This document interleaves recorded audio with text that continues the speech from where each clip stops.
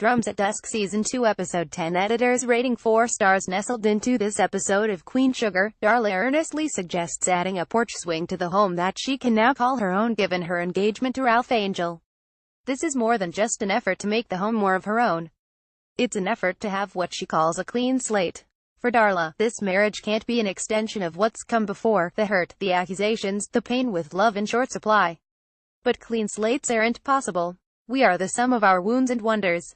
Healing yourself is possible, but you can't erase your mistakes or completely rewrite the ways people view you. That's something Darla and Charlie learn acutely. Drums of the Dusk is even more heart-wrenching and evocative than the mid-season premiere. Director Julie Dash and cinematographer Kira Kelly grant the actors a beautiful canvas. Emotional turns simmer. The most provocative moments are rather quiet and tender, the frustration dashing across Darla's face when Ralph Angel turns cold, the way Violet's face drops when she sees Lorna, Charlie dreamily moving through rows and rows of white wedding dresses. What has stayed with me most is how Darla experiences one heartbreak after another. Darla really doesn't have friends or much community to call her own beyond Ralph Angel and Blue. So it's Charlie who accompanies her to try on wedding dresses. Darla seems hesitant to enjoy the moment or even relish how genuinely great she looks. Darla urges Charlie to be honest. Honesty is in my blood. My mother is the queen of brutal honesty, Charlie says as she discerningly yet appreciatively admires Darla's potential wedding dress. The friendship between Darla and Charlie has become one of my favorite relationships in Queen Sugar. Actors Bianca Lawson and Donley Gardner complement one another, each providing different amounts of steeliness and yearning. It's rare these two characters allow themselves to be fully vulnerable. Charlie goes on to admit issues within her relationship with her mother. I was with her when I went wedding dress shopping. I had fallen in love with the first dress I ever tried on. She hated it. She said it made me look pregnant. Which I was. This admission allows Darla to talk about how she left a voicemail for her mother and hasn't heard back. She's yearning for acceptance she'll likely never get. Charlie advises her that while her blood relatives may never reach out to her, she has a family in Ralph Angel and Blue. But does she? Ralph Angel is the kind of man who cannot handle much reality. Despite all he's been through, Ralph Angel has the distinct quality of someone in stasis. It's like he hasn't grown up emotionally from his early tragedies. This quality is apparent in the ways he provides no support for Darla. When she walks out of a store, a man leaning against a car in the parking lot refers to her as Star. Hearing this name, she bristles. She tries to rebuff him, but the man is insistent. Nah, I do recognize that ass anywhere, he bellows. Darla's tears and nervous energy make it clear she does know him. Does Ralph Angel comfort her? Of course not. After he watches this moment play out between Darla and this disgusting stranger, it's like a light switch goes off. Whatever charm and warmth he's shown her recently drains from his face. What's left is a clenched jaw and simmering anger. This stretches into the evening as Ralph Angel continues to pull away from her. The blocking and framing masterfully communicate the fractures widening between them. Ralph Angel has not grown like Darla has. He can't even pretend to be okay for Blue's sake, preferring instead to brood. This is the first night living in this house and you're acting like you don't want to be anywhere near me, Darla says when she can no longer ignore Ralph Angel trying to sleep at the far edge of the bed.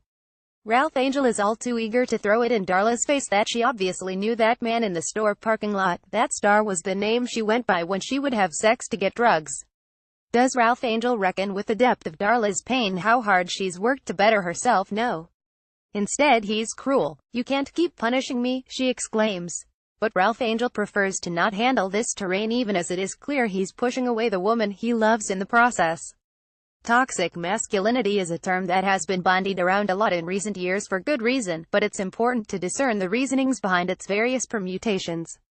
Ralph Angel's anger and stoicism is a byproduct of a culture that demands such from black men, a mode of survival that's deeply rooted in his own issues he likes to pretend don't exist. Darla deserves better than to be continuously punished by him.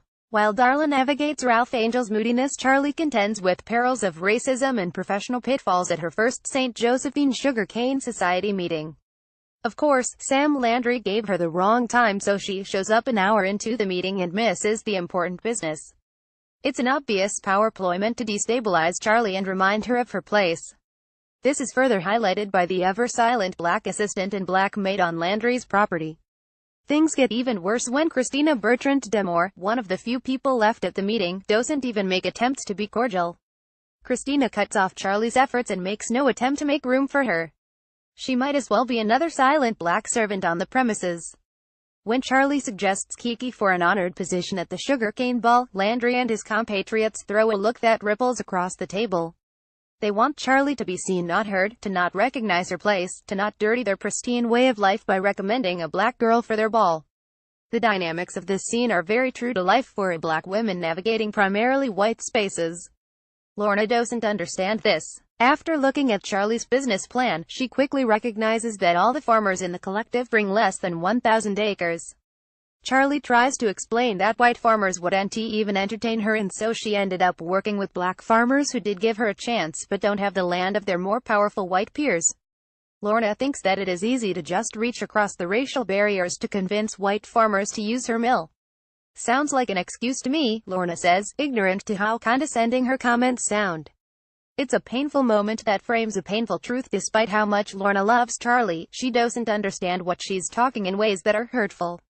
Charlie decides she'll have her own ball at her mill for the black community, inspired by Keka's persistence. It astounds me how deft Queen Sugar has been this season in exploring the interlocking emotional and political threads that defined the arcs of the Bordelons. I'm less enthusiastic about what's going on with Nova. Would she really be okay taking money from Timothy North, who is not just an asshole but an outright racist? Although I appreciate that she and Robert share a desire to not have kids as well as putting their career first, I wonder about how she's changing in his presence. The look on her face after he gives her keys to his place in Atlanta suggests she isn't all in. At least we got a great sex scene between them that highlights how exquisitely Queen Sugar lights and understands the beauty of blackness. Ultimately, I'm curious to see how the Bordelons navigate the realization that the clean slates and easy narratives they desire are impossible. Violet's illness continues to get worse. Although the doctor's office scene teased at the end of the previous episode isn't elaborated, she's seen here briefly looking up fibromyalgia. I need Violet to be okay. Micah, with no finesse, suggests that he and Kiki take a shower together after their volunteer work with Nova. She completely shuts this down, admitting she hasn't had sex yet and wants to wait until she's in love. Violet's opportunity to make her pies for a local grocery store and Ralph Angel's at the land that is now his own both call to mind the dynamics of generational wealth. It's hard, nearly impossible, to move beyond the need that snakes through previous generations. I can't wait to see Violet and Lorna interact more often. Violet is hoping to protect Nova, who just lost her daddy for the second time after you stole him the first time, she tells Lorna. Queen Sugar recap old wounds.